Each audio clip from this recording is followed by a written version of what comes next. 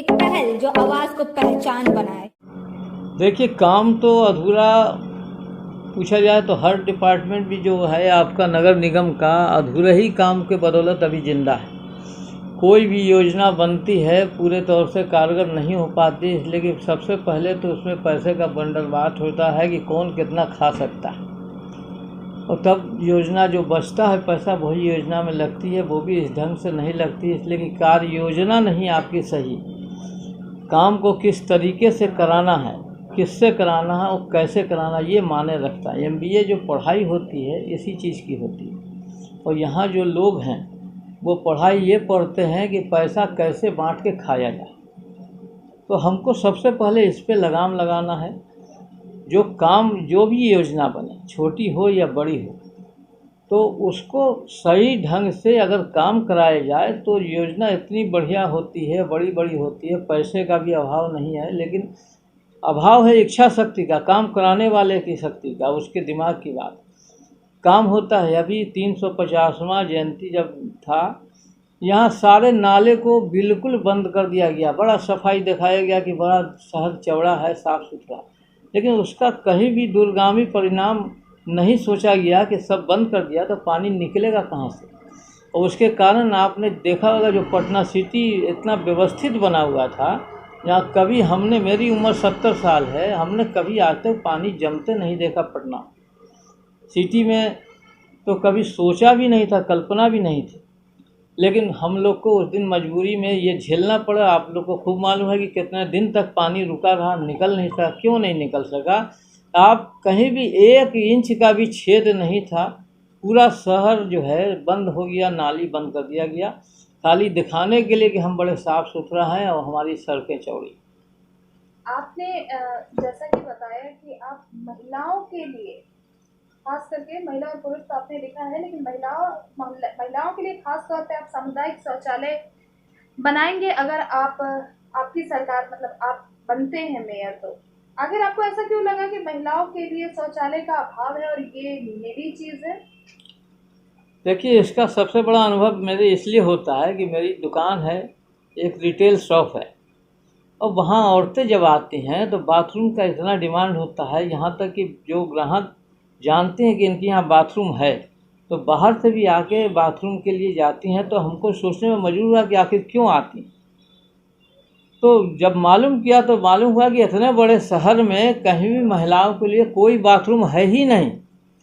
मैंने कई दफ़े सोशल मीडिया पे भी आवाज़ उठाई, यहाँ के मेयर से भी कहा कि आप महिला हैं, महिलाओं के लिए कम से कम थोड़े थोड़े दूर पर कुछ नहीं तो यूरिनल की व्यवस्था करावें, जिससे औरतों को जो तकलीफ़ होती है वो दूर हो। मेरे गली में ही 3-3 स्कूल बच्चियों का एक बहुत बड़ा स्कूल है, स्कूल के भीतर भी बाथरूम नहीं था। बाथरूम मैंने बनवाना का तो बनवा दिया, लेकिन उसका मेंटेनेंस नहीं हुआ। आगे चल के 2 साल में ही कोलैप्स हो गया, सब टूट टाट गया, कोई व्यवस्था सफाई की नहीं। तो आप सोच सकते हैं कि भाई जो चीज़ आदमी हम झेलते हैं तो उसका तो निदान होना ही चाहिए। आखिर वो क्या रीजन था कि बिजनेसमैन से लेके आपने समाज सेवा किया और अब आप पटना को बदलने की चाह रखते हैं? क्या सोच थी इसके पीछे? देखिए, बिजनेस होता है पैसा कमाने के लिए, और हर आदमी की कोशिश रहती है कि अपना जीवन स्तर सुधारें, इसलिए कि अगर उसके पास पैसा नहीं होगा तो कुछ नहीं कर सके। दूसरी बात, समाज सेवा की बात किसी के कहने से नहीं होती, आपके दिल में जज्बा होना चाहिए काम करने का। और मेरा आज से नहीं 25 साल से ये प्रयास रहा कि पटना सिटी ने अगर हमको कुछ दिया है तो हम पटना सिटी को भी कुछ दें।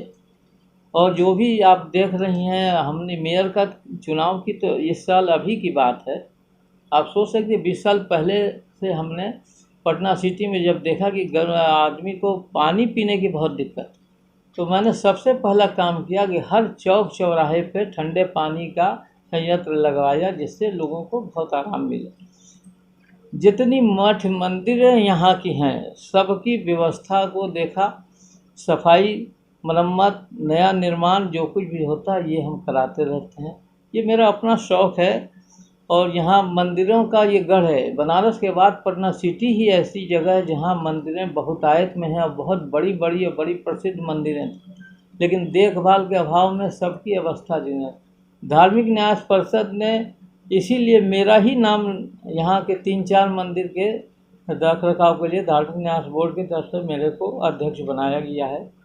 कोरोना काल में आपका नाम बहुत निकल के सामने आया कि आपने एक काम किया, लेकिन बहुत लोग आपको ऐसे पहचानते नहीं। क्या कुछ वो काम था, आज जनता को आपके मुंह से सुनने की जरूरत है। देखिए, कभी भी काम के पीछे 2 तरह से काम होता है। एक आपके लिए, अपने लिए होता है, एक दूसरे को दिखाने के लिए होता है।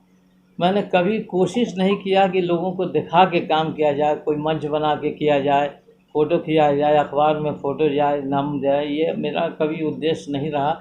इसलिए हमने कोरोना काल में भी घर घर जाके अनाज बांटा। हम कहीं स्टॉल लगा के और चेहरा दिखा के और माइक लगा के ऐसा नहीं बांटा कभी भी। और लोगों को ऐसे ऐसे जगह क्षेत्र में भीतर घुस के मुस्लिम इलाके में भी भीतर जाके जहाँ कोई पहुँच नहीं पाता है, बहुत से जगह ऐसी औरतें हैं या परिवार है जो आके आपसे मांग के नहीं ले सकता है, ऐसे ऐसे लोगों को खोज के चिन्हित करके उनके घर तक पहुँचाया।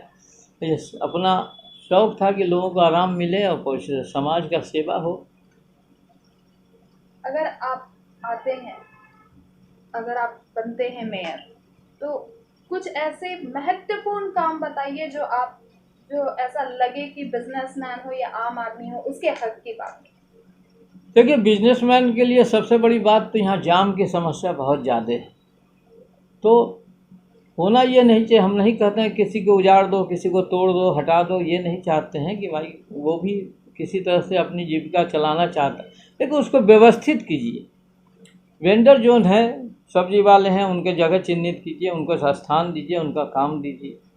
जो वेंडर हैं उनको भी आप बेचने के लिए सहूलियत दीजिए। उनके कारण जाम नहीं लगे इसकी व्यवस्था कीजिए कि बेतरतीब ढंग से वो खड़ा नहीं करें। टेम्पो वाले जहाँ तहाँ खड़ा है, ट्रैफिक की व्यवस्था सुधारी जाए। ये सब जो काम होता है, महत्वपूर्ण काम होता है, इस पर थोड़ा सा भी अगर ध्यान दिया जाए तो निश्चित है कि जाम की भी समस्या हल हो जाएगी, बिजनेस बढ़ेगा। दूसरी चीज़ ये है कि आप जो कहती हैं कि आप क्या करेंगे, तो एक हम लोग जो भी पोस्ट पे जो आदमी जाता है उसका भी एक दायरा लिमिटेड होता है, जो उसका कहता है कि आप के हाथ में ये ताकत है। तो जहाँ जहाँ भी मेरे हाथ में जो भी ताकत आवेगी, निश्चित है कि हम उसका उपयोग जनता की भलाई के लिए करेंगे। जैसे कहीं शौचालय नहीं, मेरी पहली प्राथमिकता होगी कि हर वार्ड में शौचालय का निर्माण जरूर हो, उस ऐसा शौचालय हो जिसकी देखभाल हो। ये नहीं कि बना के छोड़ दिया और कल को जिस हाल में रहता है कि आदमी कुत्ता भी नहीं जा सकता है, वैसा नहीं होना चाहिए। यहाँ 2500 यूरिनल बनाया गया था, लेकिन मेरे ख्याल से 3-4 महीने के भीतर ही ख़त्म हो जाता है।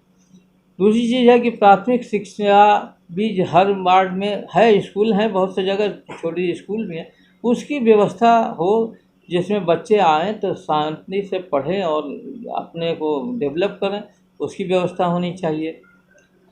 प्राथमिक चिकित्सा केंद्र का बहुत अभाव है। हमने देखा है कि खासकर ग्रामीण क्षेत्र वगैरह में हम लोग कैंप लगाते हैं, कभी दादाबाड़ी के नाम से लगाया, कभी मारवाड़ी सेवा समिति के नाम से। तो वो ये भी बहुत ज़रूरी है कि हर वार्ड में आपको चिकित्सा केंद्र निःशुल्क होना चाहिए कि जिसमें गरीब लोगों को बहुत मदद हो, उनको दवा भी मिले और उनको चिकित्सा की सुविधा हो, अच्छे डॉक्टर भी बैठें। ये सब कुछ बुनियादी ज़रूरत है जो सबसे पहले ज़रूरी है पटना के लिए, जो होना चाहिए। जनता से क्या अपील करना चाहेंगे आप?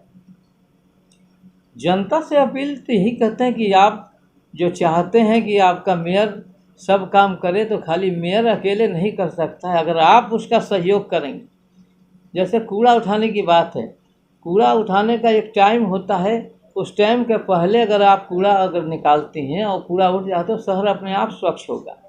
और हमको बताने की ज़रूरत नहीं है कि छठ में आप किस तरीके से शहर को साफ़ सुथरा रखते हैं। अगर वही जज्बा आप साल भर बना के रखें तो क्यों नहीं शहर साफ होगा। ये खाली एक अकेले मेयर और पार्षद का काम नहीं होता, सारी जनता को इसमें जागरूक होना। और मेरी कोशिश ये रहेगी कि हर मोहल्ले लोगों को जागरूक करें कि भाई आप सफाई के प्रति खुद जागरूक होकर इसमें सहयोग करें, तभी संभव है कि ये आपका जो भी कार्यक्रम है सफल होता है। सरकार योजना बना देती है लेकिन उसका क्रियान्वयन नहीं होने से ही गड़बड़ाता है। अगर सही तरीके से उसको लाया जाए प्लेटफार्म पर तो निश्चित है कि काम होगा, अच्छा होगा। अभी जो मौजूदा मेयर हैं उनके 5 साल हो चुके हैं, कैसे देखते हैं? के कितना विकास कर पाएंगे? देखिए, किसी व्यक्ति विशेष के लिए कहने की ज़रूरत नहीं है, ये जनता बताएगी कि उसने क्या किया क्या नहीं किया। अगर जनता ये कहेगी कि अच्छे हैं तो उनको दोबारा लाएगी, अगर नहीं दोबारा लाते इसका मतलब है कि उन्होंने काम नहीं किया। ये हमसे पूछने की ज़रूरत है, व्यक्ति विशेष के लिए हम नहीं कुछ कहना चाहते हैं, ये आप जनता से पूछें। फिर भी आप चुनाव में आ रहे हैं, आपने देखा होगा अपने क्षेत्र में हम चुनाव में आ रहे हैं, जो पटना में लगा कि पटना में ऐसा काम नहीं हुआ जो ऐसा होना चाहिए। सारे संसाधन के बावजूद आप इंदौर से ज़्यादा गाड़ियाँ रखे हुए हैं, वहाँ गाड़ियाँ 600 कुछ हैं, आपके यहाँ 720 गाड़ियाँ हैं। जनसंख्या इंदौर की आपसे कम है, ज़्यादा है तो भी वहाँ सफाई है। आपकी जनसंख्या कम है तो भी आपके यहाँ गंदगी है। आपके यहाँ कर्मचारियों की हाजिरी बनती है 90, 92, 95 और कर्मचारी काम करते हैं 30। ये क्या है, क्यों है? कहीं ना कहीं तो गड़बड़ी है ही। तो आप इसको अगर दूर कर लेते हैं और जनता का सहयोग मिलेगा और सामंजस्य बैठा के आप काम करेंगे, मैं किसी को तंग नहीं करना चाहता हूँ, ना किसी के प्रति विद्वेष है, लेकिन मेरा कहना इतना ही है कि जो भी आपके पास साधन है उसका उपयोग ढंग से कीजिए, तो निश्चित है कि काम आपका सफलतापूर्वक होगा।